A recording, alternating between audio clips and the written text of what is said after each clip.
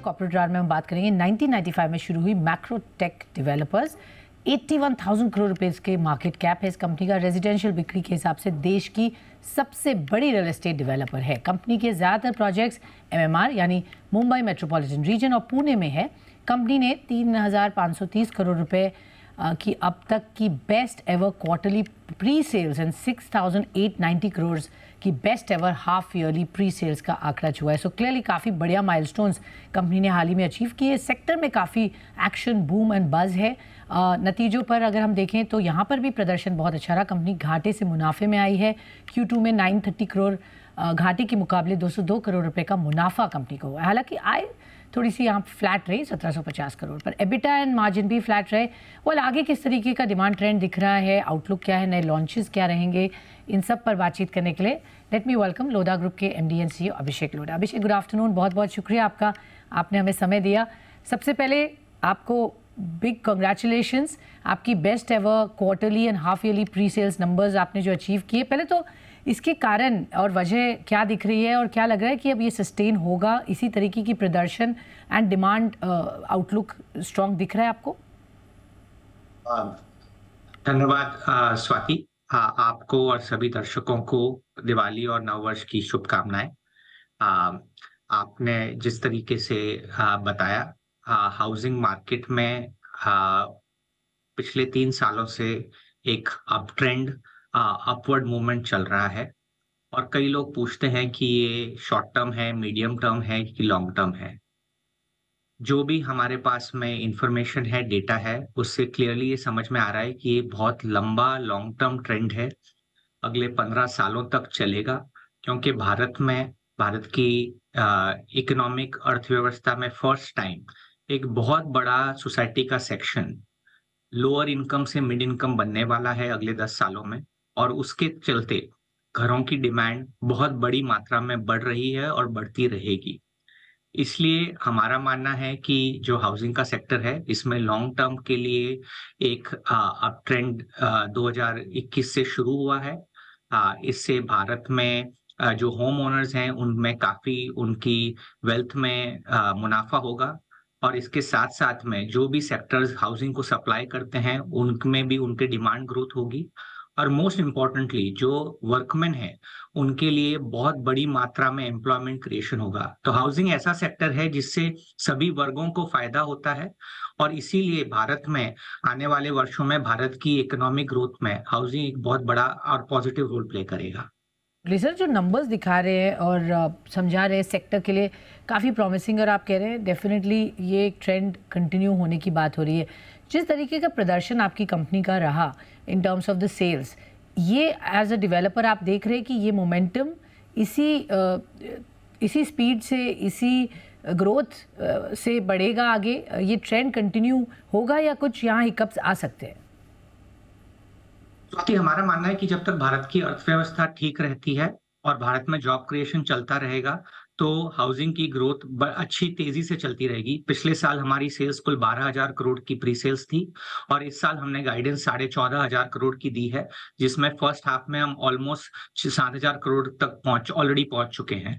तो हमारा मानना है कि ये जो ग्रोथ है 20% की ग्रोथ काफी अचीवेबल है, और आने वाले सालों में भी हमारा मानना है कि इस तरीके का 20% टॉप लाइन ग्रोथ और बॉटम लाइन पे स्लाइटली उससे हायर ग्रोथ और ROEs, रिटर्न ऑन इक्विटी 20%, ये तीनों चीजें हम डिलीवर कर पाएंगे। और लॉन्ग टर्म में सेल्स का मोमेंटम अच्छी तरह चलता रहेगा।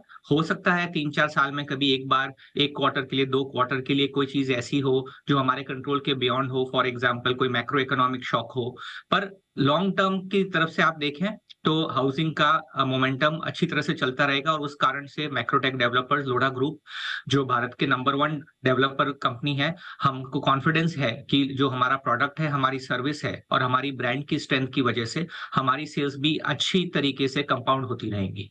यहाँ पर सेल्स बढ़िया रहेगी, डिमांड स्ट्रांग रहेगी, तो उसको पूरा करने के लिए किस तरीके के प्रोजेक्ट्स आप लॉन्च करेंगे, कहाँ कहाँ लॉन्च करेंगे? आपकी प्रेजेंस जैसे हमने बोला MMR और पुणे या वेस्टर्न पार्ट ऑफ इंडिया में अच्छी है, बट क्या आप उसके बियॉन्ड अब देख रहे हैं कि आप अपनी स्कोप एंड लेंथ बढ़ाएंगे, सिंस डिमांड आप कह रहे हैं थ्रू द कंट्री ये रहने वाली है, अगले 10-20 वर्ष स्ट्रांग रहेंगे इसमें, तो आपके क्या प्लान्स हैं?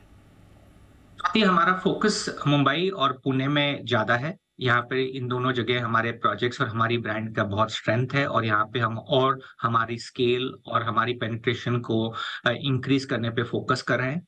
इसके साथ-साथ अभी हम बैंगलोर में पायलट फ़ेज़ में हैं, जहाँ पे हम कुछ एक लिमिटेड नंबर ऑफ प्रोजेक्ट्स कर रहे हैं और वहाँ पे हमारा आशा है कि लॉन्ग टर्म में भी हम जिस तरीके से मुंबई और पुणे में ग्रो हुए हैं, वैसा हम बैंगलोर में भी ग्रो हो पाएँगे। मुझे आपसे शेयर करते हुए बहुत खुशी है कि हमारा बैंगलोर का पहला प्रोजेक्ट का लॉन्च ये पिछले फ्राइडे को शुक्रवार को हुआ और केवल 3 दिनों में पूरा प्रोजेक्ट सेल आउट हो गया। तो ये बताता है कि जो अच्छी ब्रांड होती है, उसकी डिमांड हर शहर में है। एक्जिस्टिंग शहर जैसे मुंबई या पुणे और नया शहर जैसे कि बैंगलोर, वहाँ पर भी डिमांड क्वालिटी प्रोडक्ट की बहुत हाई है। आपको बहुत अच्छा रिस्पांस मिला बैंगलोर प्रोजेक्ट पर, जैसा आपने कहा, और वहाँ पर भी आप फोकस आगे बढ़ाएंगे। इस क्वार्टर में अगर हम देखते हैं, कंपनी ने ऐड किए हैं 2 नए projects, 1.2 million square feet area. So second half की अगर हम बात करते हैं H2 FY24 में, कितने more projects will you be adding? Swati, हमारा पूरे साल का बिजनेस डेवलपमेंट या न्यू प्रोजेक्ट एडिशन का गाइडेंस 17,500 करोड़ का था और उसमें से हमने फर्स्ट हाफ में ऑलरेडी 14,300 करोड़ का न्यू प्रोजेक्ट एडिशन कर लिए हैं, विच इज मोर देन 80% से अधिक ऑलरेडी हम अचीव कर पाए हैं। तो डेफिनेटली हम 17,500 करोड़ का हमारा जो गाइडेंस है उसको एक्सीड करेंगे और बिजनेस डेवलपमेंट की न्यू प्रोजेक्ट की पाइपलाइन काफी स्ट्रांग है। हमारी ब्रांड, हमारी सेल्स और हमारे एक्सिक्यूशन के कारण ज्यादा से ज्यादा लैंड ओनर्स हमारे साथ पार्टनर करना चाहते हैं और हमारी पारदर्शिता और हमारी एक्सेसिबिलिटी की वजह से उनको हमारे साथ काम करने में दिलचस्पी और इच्छा है। फर्स्ट हाफ में हमने कोई न्यू लोकेशंस की लॉन्च नहीं की थी, एग्जिस्टिंग लोकेशंस में ही कुछ और एडिशनल लॉन्चेस किए थे। सेकेंड हाफ में हमारे कम से कम 6 से 7 नए लोकेशंस में लॉन्च होगा और उसके चलते हुए भी हमें आशा है कि हमारी सेल्स में और एक गति की इंक्रीज होगा। क्विकली मैं आपसे अभिषेक ये जानना चाहूँगी, जिस तरह से आप नेट डेट कम करते जा रहे हैं कंपनी का, वहाँ पर क्या टारगेट्स रखेंगे by the end of FY24, FY25, क्या और किस लेवल्स तक डेट आ जाएगा? स्वाति, हमारी लर्निंग पिछले साइकिल से है कि हाउसिंग में डेट बहुत कम होना चाहिए। इस सेक्टर में ज्यादा डेट से रिस्क बढ़ती है और इसलिए डेट कम से कम रखने की हमारी कंपनी की चेष्टा है। हम किसी भी समय 0.5 टाइम्स इक्विटी से ज्यादा हमारा नेट डेट नहीं रखना चाहते हैं। या इस साल के अंत तक हमारा डेट और भी रिड्यूस होगा जो करंट लेवल्स हैं और 6,000 करोड़ से कम हो जाएगा। और हर साल ऑब्वियसली हम देखते हैं कि नई बिजनेस डेवलपमेंट की क्या अपॉर्चुनिटीज हैं, ग्रोथ की क्या अपॉर्चुनिटीज हैं और उसको बैलेंस करते हुए चलते हैं। परंतु हम किसी भी समय हमारा लेवरेज और डेट बहुत ही कंजर्वेटिव रखना चाहते हैं। अब तो डेट और भी कम होता जाएगा। प्राइसिंग को लेकर किस तरह से ट्रेंड्स दिख रहे हैं? क्लियरली प्राइसेस, जब भी लोग खरीदने जाते हैं घर, तो कहते हैं प्राइस बढ़ ही रहे, कम नहीं हो रहे। क्या लग रहा है कि आगे प्राइस और स्ट्रेंथन होंगे और बढ़ेंगे घरों के? ये सही वक्त है लोगों को घर खरीदने में चाहिए या कुछ कमी आ सकती है आगे?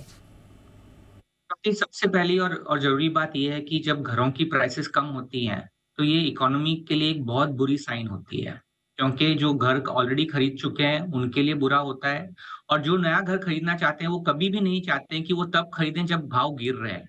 आपने पहले भी देखा होगा कि या तो शेयर मार्केट हो या रियल एस्टेट हो, जब भाव बढ़ रहा हो तभी कंज्यूमर खरीदने की इच्छुक रहता है, क्योंकि उसको लगता है कि आज मैं खरीद रहा हूँ, 6 महीने 12 महीने बाद में और मैंने जो खरीदा है उसका भाव बढ़ेगा। तो डायरेक्शन और मोमेंटम और सेंटिमेंट पॉजिटिव होना बहुत जरूरी है। अल्टीमेटली ये सप्लाई और डिमांड पे निर्भर करता है और जो अभी सप्लाई और डिमांड की ट्रेंड्स दिख रही हैं उससे हमारा मानना है कि रियल एस्टेट की प्राइसेस आगे वाले दिनों में और बढ़ेंगी। वेजेस बढ़ रही हैं, सैलरीज बढ़ रही हैं, 8 से 10% हर साल लोगों की सैलरीज बढ़ रही हैं और इसके चलते हुए अगर घर की प्राइसेस 6 to 8% पर एनम से बढ़े तो ये बढ़िया हो जाएगा, क्योंकि जिन्होंने ऑलरेडी घर खरीदा है उनके लिए ये वेल्थ क्रिएशन होता है और जो नया घर खरीदना चाहते हैं उनके लिए प्राइसेस बढ़ रही हैं तो सेंटिमेंट पॉजिटिव है, परंतु प्राइसेस इतनी नहीं बढ़ रही हैं कि उनकी अफोर्डेबिलिटी नेगेटिवली इंपैक्ट हो। मेरी तो सैलरी 10% बढ़े जी और होम प्राइसेस 6 to 8% बढ़े, ये हमारी इच्छा है जी। बट कब तक ये लग रहा है कि एक प्राइस रिवीजन वापस आ सकता है? स्वाति, ऐसा कोई प्राइस रिवीजन का टाइमिंग नहीं है। नॉर्मली पूरे साल भर में हर कंपनी अपने-अपने हिसाब से प्राइसेस चेंज करती है, पर हमारा फुल ईयर का गोल ये है कि 6 टू 8% हमारी प्राइसिंग बढ़ेगी, जो कि सैलरी से कम बढ़े ताकि लोगों की अफोर्डेबिलिटी इम्प्रूव हो और हम उसी डायरेक्शन में के हिसाब से हम प्राइसिंग की स्ट्रैटेजी फॉलो करते हैं। ओके, एक आखिरी सवाल सर जो अभी टॉपिकल है, जो ये समझ में आ रहा है कि पोल्यूशन जो बढ़ रहा है जिस तरह से, मुंबई में भी ये फैसला लिया गया कि कंस्ट्रक्शन यहाँ पर रुकने की बात हो रही है, इससे क्या इफेक्ट हो सकता है आपके प्रोजेक्ट्स पर? आप इसको कैसे रीड कर रहे हैं? स्वाति, हमारी सेहत लोगों के लिए और हमारे देश के लिए, हमारी इकोनॉमी के लिए बहुत बहुत जरूरी है। जो एयर क्वालिटी की समस्या है, ये एक बहुत डीप समस्या है। इसमें manufacturing sector, construction sector, infrastructure sector, हमारी जो पर्सनल और ट्रांसपोर्टेशन व्हीकल्स हैं, सभी का इसमें असर पड़ता है और ये हम सभी की जॉइंट रिस्पॉन्सिबिलिटी है कि इसको एड्रेस किया जाए। माननीय प्रधानमंत्री जी के निर्देश के अनुसार मुंबई महानगर पालिका ने कुछ बहुत ही क्लियर इंस्ट्रक्शंस 10 दिन पहले इश्यू किए कि किस तरीके से जो डस्ट पार्टिकल्स हैं उसको कंट्रोल में लाया जाए सारी कंस्ट्रक्शन साइट्स पे और सारे जो डेवलपर्स हैं वो इसको फॉलो में के इम्प्लीमेंटेशन में लगे हुए हैं। 30 दिन का इम्प्लीमेंटेशन पीरियड दिया गया है, तो डेफिनेटली हम इसको पूरे मन से इम्प्लीमेंट करेंगे। इसके अलावा हमारी कंपनी ईएसजी के ऊपर बहुत ही फोकस्ड है। रिसेंटली हमको एशिया में नंबर 1 रियल एस्टेट डेवलपर की रैंकिंग मिली और दुनिया में नंबर 2 रियल एस्टेट डेवलपर की रैंकिंग मिली for our focus on ESG. और इसके लिए भी हमारी बड़ी रिस्पॉन्सिबिलिटी है, both environmental as well as social, कि पोल्यूशन को कंट्रोल करने में हम जो कुछ कर सकें वो हम सारा कुछ करें। इसमें पेड़ लगाना, डस्ट पार्टिकल्स रिड्यूस करना और इसके अलावा जो भी साइंटिफिक मेजर है वो सब इंप्लीमेंट करना। और इसके साथ साथ में हम ये भी सोचते हैं कि रियल एस्टेट से, हाउसिंग से, कंस्ट्रक्शन से इतनी सारे जॉब्स क्रिएट होते हैं और वो भी देश के लिए और हमारे लिए बहुत इंपॉर्टेंट है। तो इन सब चीजेस का बैलेंस करके आगे बढ़ना है, पर हम फुल्ली कमिटेड हैं कि जो कुछ हमारे से एक्सपेक्टेड है और जो हम कर सकते हैं वो एनवायरमेंट और पोल्यूशन के लिए हम करेंगे। ऑल राइट, बहुत बहुत धन्यवाद आपका हमें अपडेट देने के लिए। किस तरीके के नंबर्स रहे, आगे आउटलुक क्या है और बिजनेस को लेकर कितने आप अपबीट है गोइंग फॉरवर्ड। बहुत बहुत शुक्रिया अभिषेक हमसे जुड़ने के लिए।